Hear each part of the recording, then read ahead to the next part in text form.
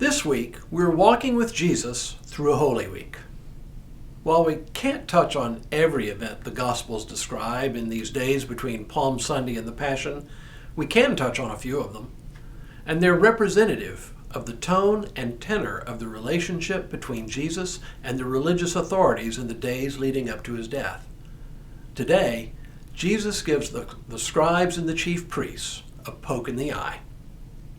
Hello, I'm Stuart Baskin, pastor of First Presbyterian Church of Tyler, Texas, and this is your daily devotional for Tuesday, April 12th, 2022. One of the most quoted and even misquoted sayings of Jesus takes place in these days between Palm Sunday and the Passion.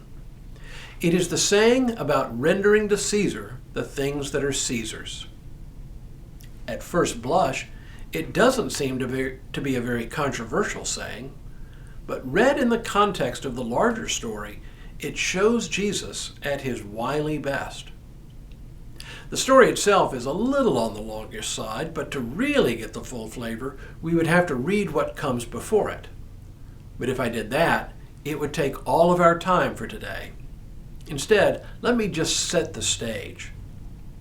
The chief priests and the scribes have come to Jesus while he's teaching in the temple to ask him on whose authority he is teaching there. Religious authorities are funny that way. They want to maintain a certain amount of control over what is taught within the area of their authority. Now, there's nothing especially wrong with this, at least on the face of it. After all, we still do the same thing today. But in the context of Holy Week, it is clearly a challenge to Jesus. And so he answers with a question of his own regarding the authority by which John the Baptist had baptized. This put the scribes and chief priests in an awkward position, so they didn't offer an answer. Now Jesus tells a parable about a vineyard in which the absentee owner sent servants to collect rents from the tenants. Each one of the servants is abused until finally, when the landowner sends his own son, the tenants kill him. When the chief priests and scribes realize Jesus is talking about them, well, they hatch a plan to catch him saying something that would get him arrested by the Roman authorities. The plan is to plant some people in the crowd listening to him teach. This is where we pick up the action today. So they watched him and sent spies who pretended to be honest in order to trap him by what he said, so as to hand him over to the jurisdiction and authority of the governor. So they asked him, "Teacher, we know that you are right in what you say and teach, and you show deference to no one, but teach the way of God in accordance with the truth. Is it lawful for us to pay taxes to the emperor or not?"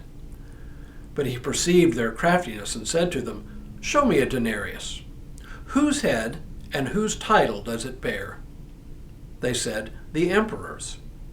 He said to them, "Then give to the emperor the things that are the emperor's, and to God the things that are God's."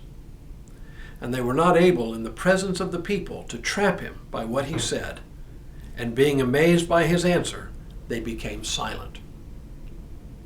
On the face of it, this is a story about paying taxes to the government, and it has been used over the centuries to justify paying taxes. All well and good. But this isn't really about paying taxes at all. In the first place, it is about attempting to set Jesus up for arrest by tempting him to say something that would place himself in direct opposition to the Roman authorities. As you can see by his answer, he deftly sidesteps this trap. But what this story is really about is something much, much deeper. It is about us and who we belong to. When Jesus asks about whose head and title are on the denarius, the Roman currency, he's asking a deep question. Caesar's image is on the coin. It belongs, therefore, to Caesar. But when Jesus continues by saying, "Give to God the things that are God's," he's really saying that because we are made in the image of God, we belong to God. Not only is this a clever way to sidestep the trap set by the chief priests and the scribes, it makes a much deeper point for us to remember during Holy Week, and really all the time. That is, whatever and however we identify ourselves in life, whatever titles we give ourselves, whatever allegiances we give, at the end of the day, we ultimately belong to God above all others. Tomorrow, Jesus renders to the scribes yet another poke in the eye.